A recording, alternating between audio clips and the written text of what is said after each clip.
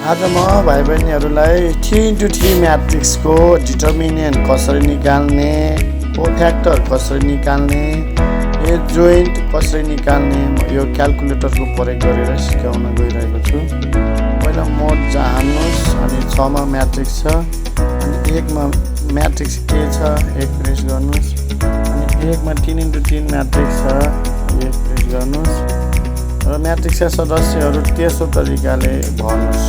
1 छ पहिला, त्यसपछि 2 छ, त्यसपछि -3 छ, -3 छ।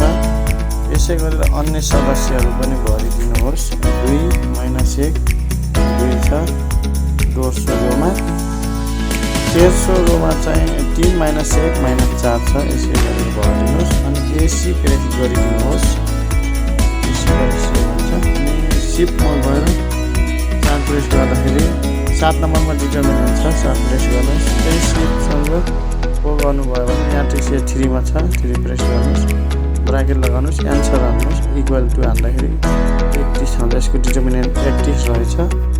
अब हामीले एज जोइन्ट निकाल्न गइरहेको छौँ। पहिला एज जोइन्ट निकाल्छौँ अनि त्यसपछि बल्ल कोफ्याक्टर निकाल्छौँ। एज जोइन्टको लागि सिफ्टसँग को हाल्नुहोस्, त्यस पछाडि म्याट्रिक्स ए हाल्नुहोस्।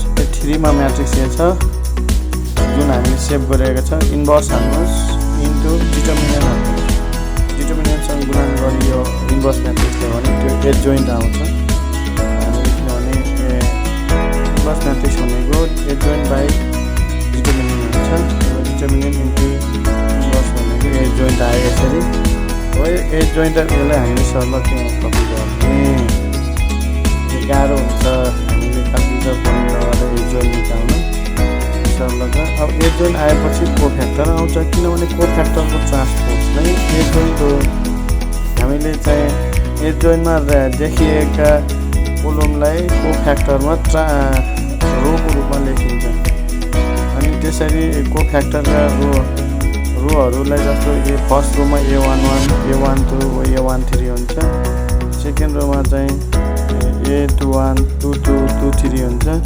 थर्ड रोमा 31 32 33 हुन्छ। यसरी हामीले तिनीहरूलाई माइनर पनि भन्ने चलन छ। कोफ्याक्टरका माइनरहरू यहाँबाट देख्न सकिन्छ। यो 6 14 1 लाई हामीले कोफ्याक्टरमा लेख्दा 6 14 1 रोमा लेखिन्छ। त्यस्तै तिनीहरू चाहिँ 6 ले A11 जनाउँछ, 14 ले A12, 1 ले चाहिँ A13 जनाउँछ। त्यसरी नै अर्को रो छ त्यहाँ।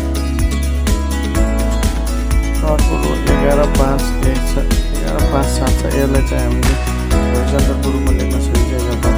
A11 हो A12 A13। अब चाहिँ 1 -8 र -5 चाहिँ A1 A3 हो। यिनीहरू यसरी लेख्न सकिन्छ।